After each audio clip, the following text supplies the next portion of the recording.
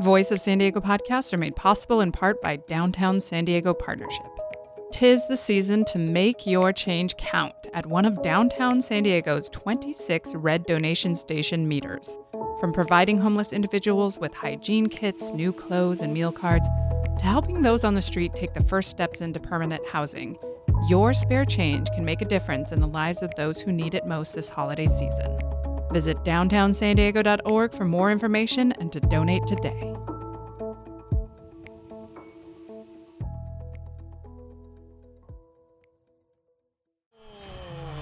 Welcome to I Made It in San Diego, Voice of San Diego's podcast about the stories behind the region's businesses, the big and the small, and the people who made them what they are. I'm Kinsey Moreland, and in this week's show, a story about Jaime Salcido, a man who was contemplating suicide before he found his calling as Krazy Klown, a wrestler who fights in Mexican-style matches called Lucha Libre.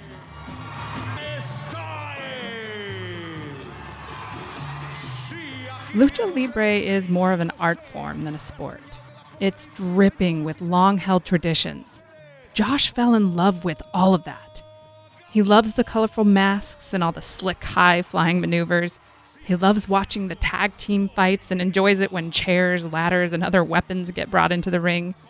He especially likes the high-intensity matches, the ones when luchadores wager their masks or even their own hair, the losers forced to submit to a haircut right there in the ring. For Josh, becoming a wrestler was never about the money. He never made very much for his work inside the ring. He just wanted to be part of that rich tradition. Josh grew up in San Isidro with 4 siblings, including his twin brother, Jaime. His dad was always watching American-style wrestling on TV. Josh says he vividly remembers the first time his dad turned on a Mexican-style Lucha Libre match. The 2 wrestlers on the TV were fighting in what's called a hair versus hair match, and whoever won got to cut the loser's hair and take it as a prize. Josh was captivated. As much as I can remember growing up, I used to watch the WWF back in the day, right, which is now WWE. So I think that's when I grew with watching the whole wrestling thing. After that, I remember my dad put a wrestling match on TV, which is a Lucha Libre match. And they're like, oh, yeah, whoever loses this match, they're going to get their haircut. I'm like, what are you talking about? Like, yeah. So they're actually having a match, and whoever loses is going to get their haircut. So for me, I was like, whoa, that's kind of crazy. I'd never seen that before. So after that, I just got memorized and fell in love with the Lucha Libre. So I picture you have a twin brother. I picture you like jumping off your couch. And was there a lot of wrestling going on? Yeah. I have 2 boys at home, so I know how this goes. Yeah, we actually, we're 5 in the family. Oh, so wow. The oldest was my sister. And then after that, we got 2 more brothers. And then we're the last of the family. But we're just like the bonus with the twin. So it was a lot of wrestling. Especially me and my twin brother. We're the wrestling buddies, pretty much, because we were everywhere just wrestling. And then we got kind of like my older brothers to wrestle them, and then my sister too got involved too. So what did your parents think about it? Did they encourage it? Were they always after you to stop wrestling with each other, or how? Well, this is the deal. I think I kind of grew up the love for Lucha Libre since my dad. My dad, well, he was born and raised in Mexico, in La Barca, Jalisco, in Michoacán. Mr. Hermosa, this one, he was born and grew up there. So he actually was training down in Guadalajara to be a wrestler. And he was a big man. He used to be like a bear, tall, big, and everything. But he crossed the border to get a better future for us and everything. But he got sick, and he got diabetes after that. His whole body changed and the whole life changed. So I guess that's why it kind of grew up for us with the Lucha Libre from him, because he wanted to do it. So we actually fell in love with it. When Josh was a kid, the border wasn't like it is today. It was porous, and he easily crossed back and forth between his home in Chula Vista and his grandma and uncle's home in Tijuana. On one of those trips, he saw his first Lucha Libre match. I remember we were still small. We were in TJ for vacation after the period, so spending time with my grandma. And there was this one uncle of us. he was making the whole fist all the week. Oh yes, El Perro Guayo is gonna be in Tijuana. I'm like, okay, who's that? We were like, okay. And the Villanos and the Brazos, which was the main banners back in the day, which are right now currently legends in the wrestling of Lucha Libre. So he was making the whole fuss all week about Perro Guayo. Like, who's this guy? Who's talking about? So he actually took us, me and my brother, to the wrestling show. How old were you? I'm thinking fairly about 6 years. Oh, young. So really, really young. So I still remember the day. That was the day. It was recently with Blue Demon Jr. make his debut in Tijuana. I think it was a couple of his matches. I remember clearly Perro Guayo, the Villanos, the Brazos, and they had this match that it was a bloody match. That was back in the day. It was so blood and legit matches, fights that we don't see now and day. Really? So it was more like it was actual fighting back then. It was actually like a match where you can see less of a show, more of a like a lucha style, but with aggressive stuff that you rarely see any day now. Mm-hmm. Those one classic match. That's what is labeled as La Época de Oro, which is really like the golden years of the Lucha Libre. So I remember seeing El Perro Guayo, seeing all them, and saying like, "Wow, these guys look like they're going nuts. Like they see that they really hate each other. The expression on their face, the movements they're making, the whole chain wrestling, and it just took me surprisingly. You know what? This is something I really want to do. I was like, this is something that they making like, it's like poetry in motion. They're just making everything flow and everything looks good and everything's like, wow, this is like a. For me, it was like, wow, this is like a cartoon that I want to be the median on it in it. So like, after that, you were hooked. That was it. That's all it took. So tell me about some of the traditions or that poetry in motion that you described. Like, I've only been to one match in Tijuana, but I remember like the audience throwing things, and you mentioned cutting hair earlier. Like, what are some of the traditions? So and Lucha Libre, the traditions are basically it's a standard one-on-one match, but they also could be like a tag team, which is 2-on-2, or back in the day it was more popular the 3-on-3, which would be like relevos australianos, which would be 3 people against 3 people, and it will be like a sort of same as a tag team match, but 3 people in each team inside. So eventually, with when 2 wrestlers got into it and they just had enough of each other, they escalate to make a different kind of matches, like a like no rules match or no referees, so they can get crazy on it and just do their thing. But just to show that, you know what, I'm greater than you and there's nothing that can stop us. I can beat you. I can be the champion. I can be that. So eventually grows to something more, as in, okay, if I take your belt, if he has a belt, well, okay, I just won the belt and that's it. But if you want bragging rights, so what will be more to put the guy in to cut his hair or take his mask off, which mask in Mexico is really important, which is part of the culture. It's like nobody can see your face because this is like a incognito, which would be like nobody knows that you are. So that was a big part of Mexico tradition, the Lucha Libre. Did you just start going to a bunch of matches after that? Was it like a weekend tradition? Like, how into it did you get back in the day? Yes, exactly. Back in the day, it used to be every Friday or every weekend should be wrestling shows. And I remember after that match, it just we didn't win for a while, but it got to a point we were bugging our dad. We want to go. Oh, our birthday's coming on. We want to go.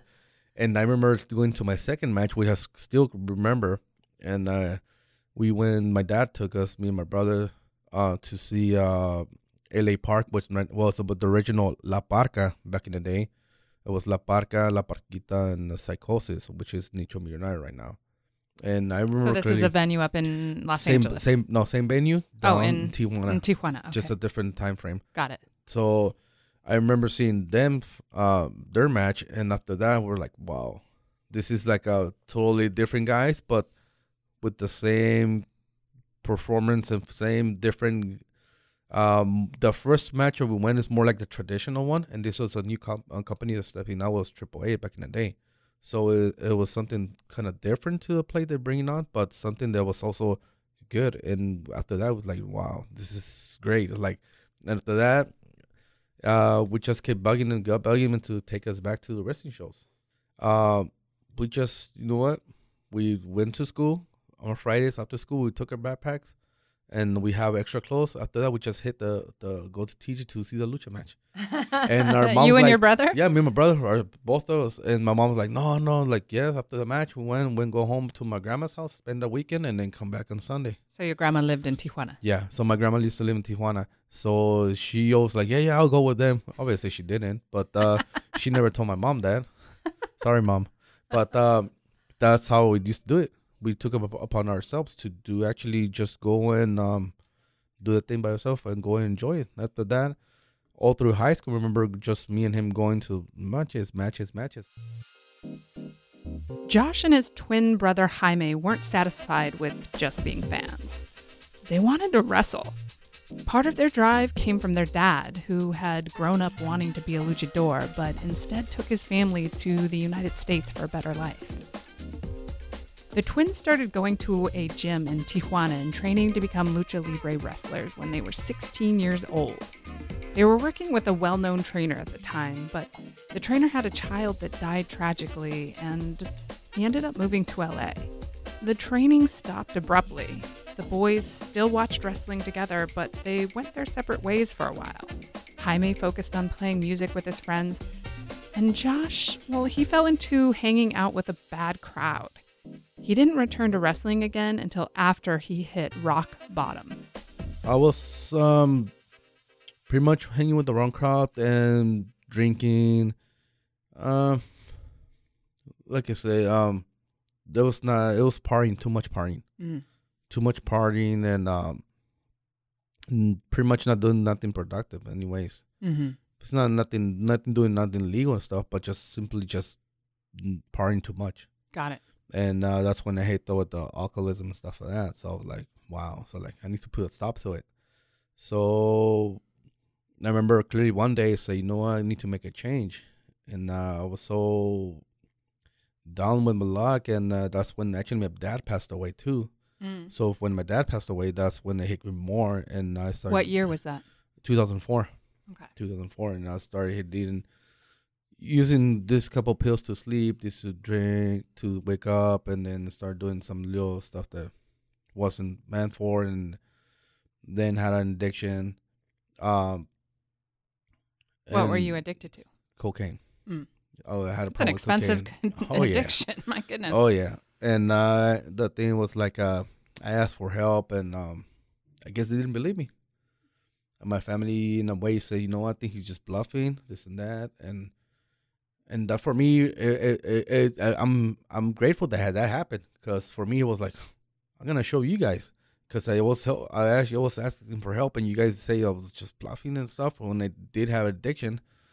So one day I was like, you know what, I'm just tired of everything, and start drinking and doing cocaine, and I say, you know what, that day I was like, you know what, I just want to die. I want to commit suicide. Just want to die. And I did so much cocaine that it could kill anybody, and so much drinking that the next day I told God, you know what's going to take me? Just take me, God. And the next day I woke up, and I was like, wait a minute, I'm still here. So something's up. So then I had something that I had never found in a while, which is peace. So after that, I said, you know what? No, this is a change. And I just let it cold turkey, they say. No help, no nothing. Just by myself, I left everything. And that's one of the biggest accomplishments I ever made. And since then, I've been sober. I've been sober since then. To this day will be about 10, 11 years, something like that. After that rock bottom moment, Josh decided he needed something to keep him busy. He started training again in the gym in Tijuana. Then, a fateful reunion with one of his old high school buddies at a Lucha Libre match in Tijuana changed his life forever. I was like, okay, we're going to go to a show back in TJ. So I went to TJ. So this guy comes along, like, hey, what's up, dude? I'm like, okay, whatever. Like, who are you, dude? Like, a wrestler. So, like, I don't know who it was. And they're like, hey, wait for me after the show, wait for me by the entrance. Like, okay. I'm like, me and thinking, it's like, who is this guy? Yeah, who is this guy?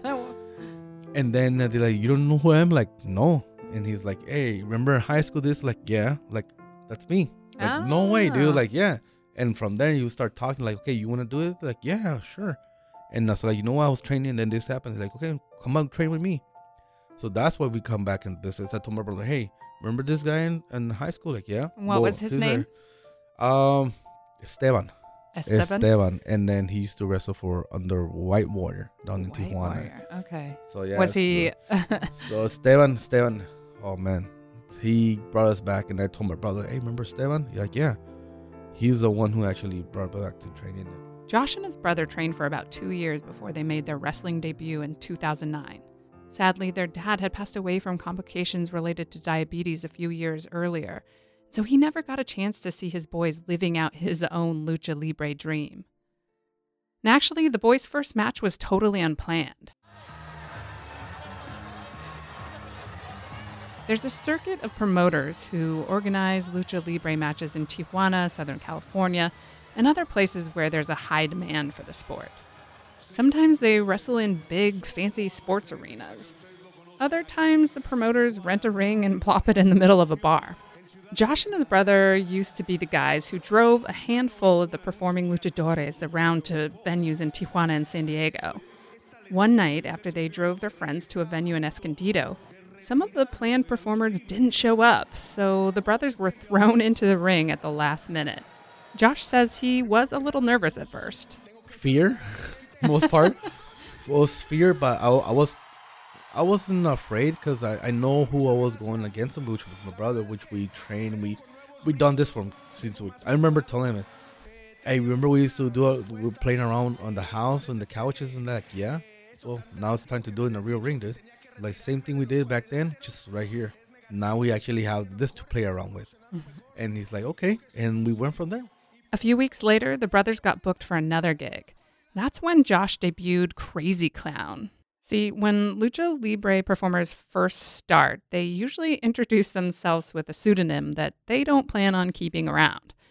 When they get established in the business, that's when wrestlers come up with their permanent gimmick and character.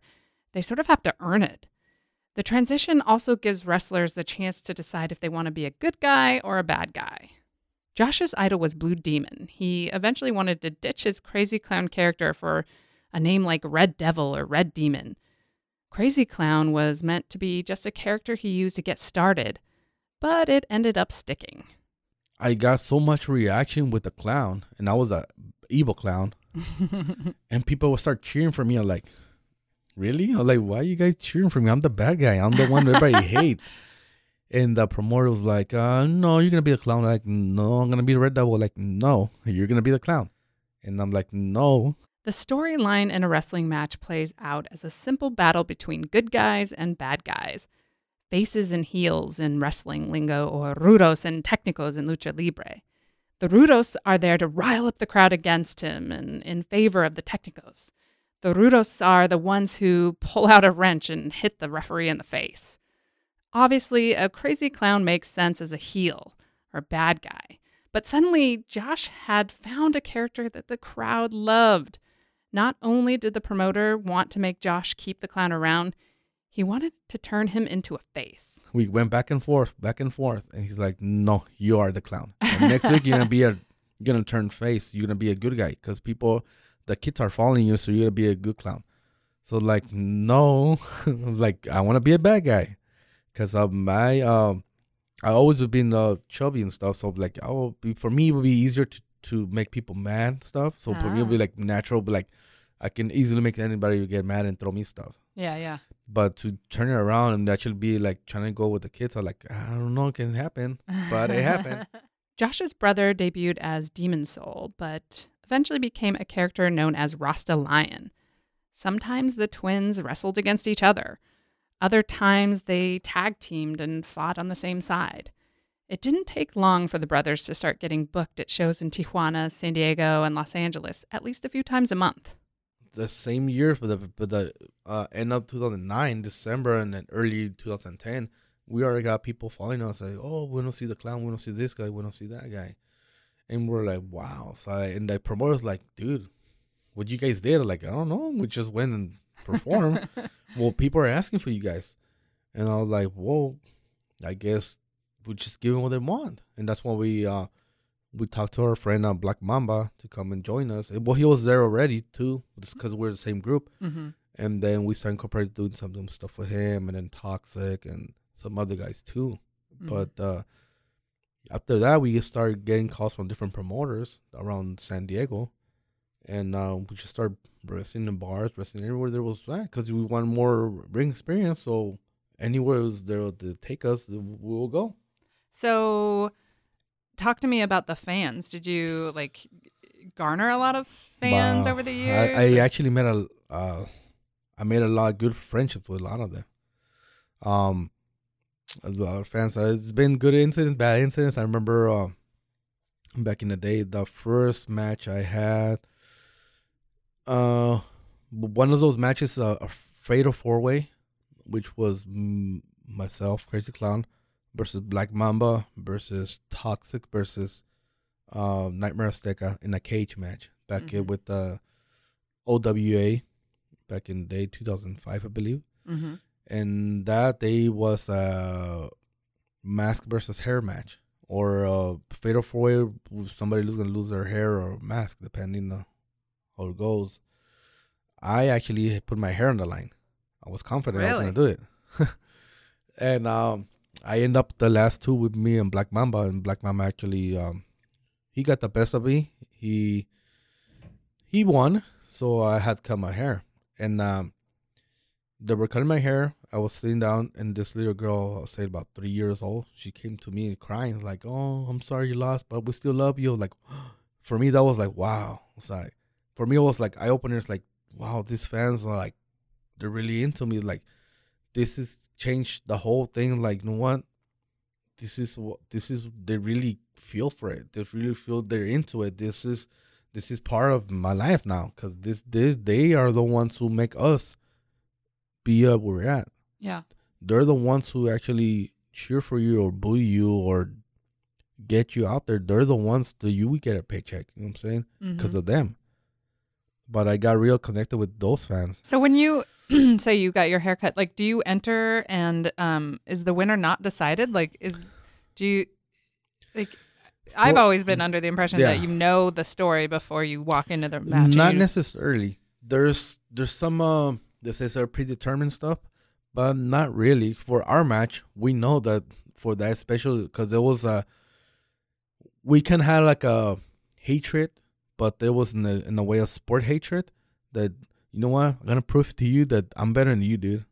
And like, I know we're friends and everything, dude, but you know what, this is a wrestling, and then once we hit the ring, that's professional. That's something else. That's our job. So our friendships is on behind the mats, behind the curtains, right? So tell them, like, okay, we be training for a while, okay? So you think you're better than me, so we'll see that day. So the four of us went, and we never knew. Let's just go with the goals, because we actually the promoters, he's like, you know what, you guys want it, okay, you have it. So for us, so sometimes the promoter would let you guys decide to just wrestle it out, and and in that instance, you're like, okay, yeah, you did win, and you kind of like, yeah, because at the end it was me and him. There was a tough match, because it wasn't just a simple cage match. It was with weapons. Oh wow! So like, what do you mean, like chairs? Yeah, there was chairs, ladders. There was candlesticks. There was frying pans. I know one of my friends got a good frying pan in his head, thanks to me. So that's real. Getting hit in, so that like, was, with the chairs and stuff, that's not fake. That day I actually end up with bumps and bruises, a lot. I actually had a big old on my forehead. It was just like so big and red and stuff. And I had a couple cuts, and I had like a ladder landed in my hand. But yeah. So people who think that it's like fake fighting, like what? Oh no, I think still have the scars too. The twin brothers continued building up their fan base over the years. They became known for their brutal battles. But even at the height of their wrestling careers, the twins only made a few $100s per match. They've both always had to make ends meet by holding day jobs. Josh worked retail and later as a medical assistant to make the money he needed to support his wife and kids in Chula Vista. But he says being a luchador was never about the money. So let's talk a minute about the money side. So when you were training, did that cost a lot of money? Like, how did you finance all that time in the gym?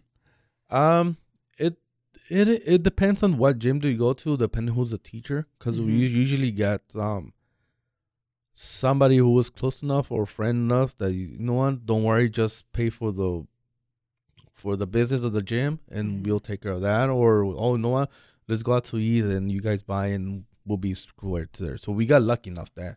Unfortunately, though, there's a bad side, a good side to everything. So unfortunately for me and my brother, we went through a lot of trainers, or people say that we're actually trainers and we're not. So they just took our money and just do this and this and this. And unfortunately, it wasn't. There were nowhere close to be trainers or teachers of the of wrestling or Lucha Libre. Yeah. So unfortunately, we went through a couple of them and just pretty much tossed our money to the trash because they didn't even help us in a bit. Josh says, especially for wrestlers just starting out, there's very little money involved in the Lucha Libre world, unless you're one of the really famous ones. Once you start from the bottom, you have to work your way up. So when you say start from the bottom, are you doing it for free? Sometimes when you do free, that's not really free. It's actually you do it. For me, we never charge for the stuff, but they still pay us. At least they give us like about $20 in gas money, which is always appreciated because it was escondido. So we live down near the border. But it was more like by saying you have to work your way up, it's like putting on the ring, keep taking the ring down, helping the guys put the chairs, help the promoter put this and that. Just help. It helps you in different ways to actually know the business, how the business works, and to appreciate the business, to appreciate the fans, and to see how much works put into each show. And how much people spend to see the show. Yeah. Because it is pricey. Nobody sees that. Nobody sees you're renting the chairs. Nobody sees this. Nobody sees the ring. Nobody sees who's going to put the ring, who's going to take it up. But as a newcomer, you could help the promoter out and learn. Because if he sees that you're trying to learn the business, he's going to help you out. And it's a simple rule. It's like help the promoter. He's going to help you out. Because you're trying to help him setting up and everything. But he's also teaching you to respect the business. And that's you open your doors to different places just by doing that, because you know the business you start from the bottom and now you're up, because this one way, because you know whole the business. And that's how it is. And I remember helping putting the rings a couple of times with different promoters stuff, and they're like, oh, here you go. Like, no, we just did it just to be in here to learn. It's like, no, here, and they still pay us about $20, $25, $30, depends. After a while, after you do the wrestling for a while, you actually get more money because you actually work for it. Yeah, it's like a promotion everywhere. You work at a retail job. After a year, you learn so much of this. Now I think you deserve a promotion because you work your butt to get there. Right, and the same thing in wrestling. So, have you wrestled in the same ring where you first saw your lucha match when you were 6 years old? Did you? I've actually, it's the same venue. Yes, I did. Yeah. Yes. That was. How long did that take? Because that's a big venue, right? Yeah, that took a while. That took a real while, but I'm thankful that I stepped in that venue 3 times already down in Tijuana. For me, down in Tijuana, there was like 3 different venues or 4 different venues that I wanted to actually wrestle, because that's where I went to see the matches. One of them, obviously, was the Auditorio Tijuana. Another one was the Palenque and Caliente, and then that one was Gimnasio Independencia, which is like a small gym, but that's where I used to go every single Sunday to watch the matches. And thank God that I step in all those arenas, all those venues. How long did it take, though? Was that so? You started in 2009. By when did you first get to wrestle in one of those venues that you had your eyes on? I think I started doing that in 2013. Okay, so it took a while. So it took a while, but they got there. That's all it counts. That it doesn't matter how long it takes, as long as you get there. That's what counts. Because now you know what, I can scratch out my list. You know what, I did this, and that's what I wanted to do. maybe let's say that was one of my goals to do it. It could take you a long time or short time, but as long as you actually accomplish it, that's the main thing. And that's what it did for me. So when you were wrestling in those type of venues, was there more of a set fee? Like, did you get to a point where you and your brother could be like, no, you have to pay us this much or else we're not going to show up? Or was it? For me? Yeah. And I'll speak for myself and for my brother. Because for us, like I mentioned, it wasn't about the money. It wasn't. It was more about the love for the passion for the sport.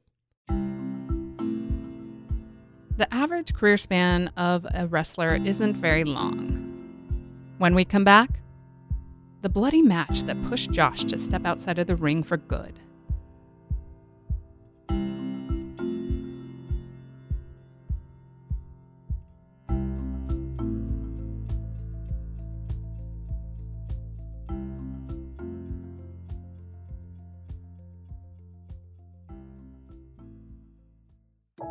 Voice of San Diego podcasts are made possible in part by Border Angels.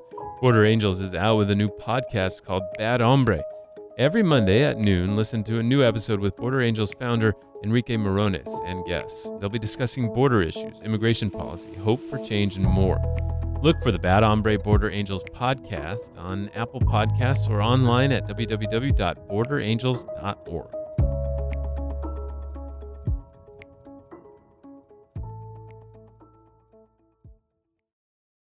After 8 years in the Lucha Libre ring, Josh started feeling like he was ready to retire. But it took one especially bloody match to finally push him to throw in the towel. This actually was an accident. We were wrestling on Oxnard, and we had a tag team match, 2-on-2. And we were wrestling. As much as I can remember, everything was fine. We were about to end the match and say, okay, our time is going to be the time limit they gave us, about 15 minutes, something like that. So down to the minute. And I remember taking a clothesline and I'm trying to get up, and after that I can't remember nothing. I just felt somebody hit my face. So what happened, I guess, they were telling me that I was knocked out. The other guys made a suplex to the other guy. He actually landed in my face. So with his boot, he actually hit my face and hit my bottom lip, under the bottom lip, and opened my. I actually had a hole going from one side to the other side. I could actually fit like 2 fingers through all the way through. Unfortunately, it was a big, a bad cut. My whole mouth was swollen. My jaw moved to the side. For me, just like, wow. I remember coming back. I was knocked out. I remember I was choking on my own blood.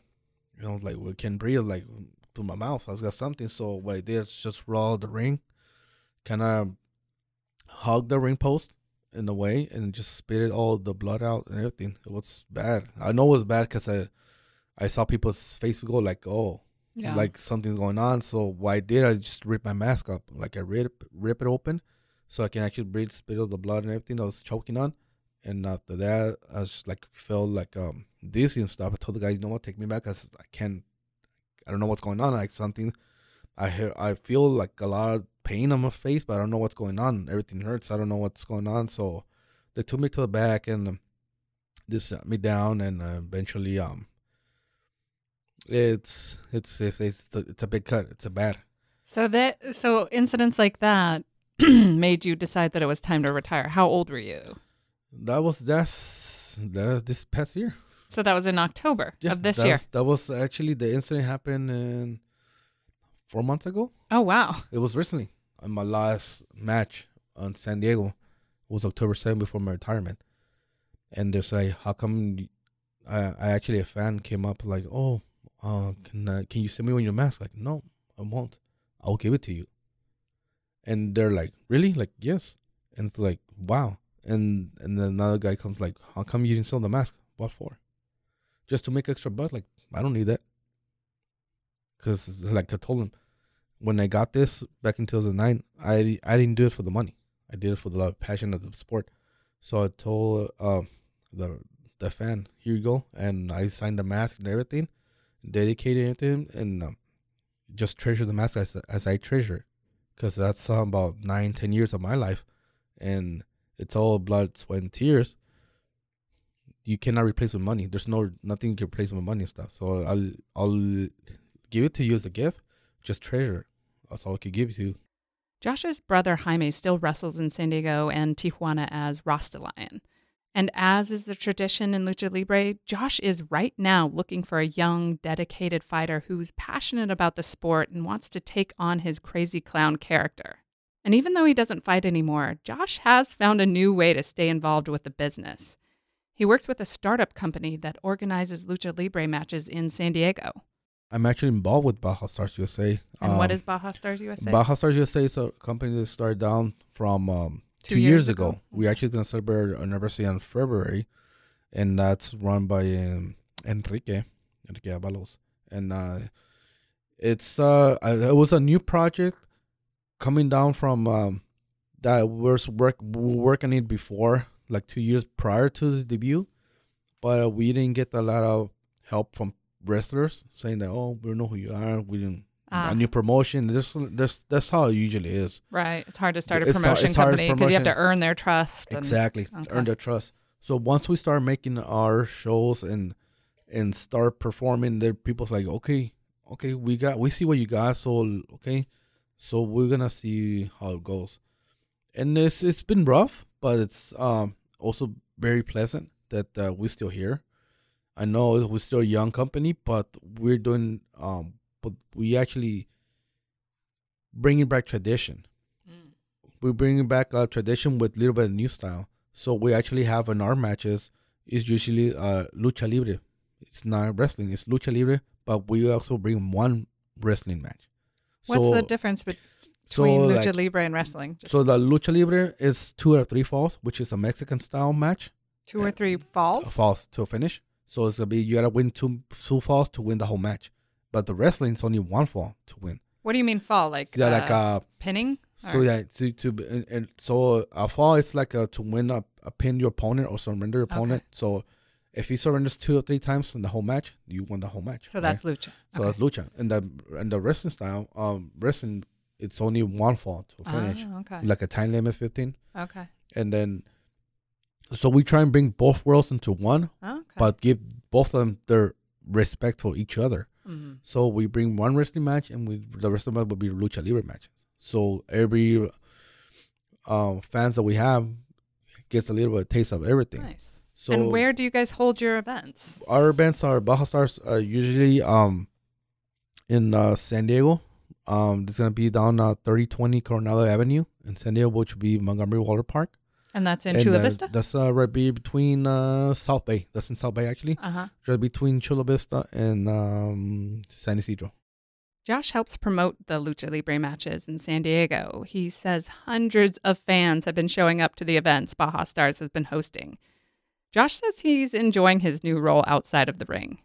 Are you making more, do you take a cut of that profit? Are you making more money now than you were when you were actually wrestling, or? It is. I'll make more money, but the thing is, you work more, and it's more stress. You're doing stress. The behind the scenes, marketing, promoting, organizing, looking for venues, or actually looking for new talent. Also looking for sponsorship, or to work with the people around the community also. Mm-hmm. So there's a little bit of stuff that it takes a lot to make an actual event, but when you put 2-3 people together, we can actually make it work. The next Baja Stars USA Lucha Libre match is their 2-year anniversary show in February in the South Bay. You can connect with Baja Stars USA on Facebook to get tickets. Thanks for listening to I Made It in San Diego. I wrote the show. Andrew Keats produced it, and Adam Greenfield mastered and mixed it. Visit voiceofsandiego.org/podcast to learn more about our weekly Voice of San Diego political affairs show, our Good Schools for All education podcast, the Kept Faith Sports podcast, Beer Talk Radio, and all the shows in the VOSD podcast network. If you like the show, go to voicessandiego.org and click the donate button. Or if you'd like your business to sponsor it, contact me at KINSEE@VOSD.org.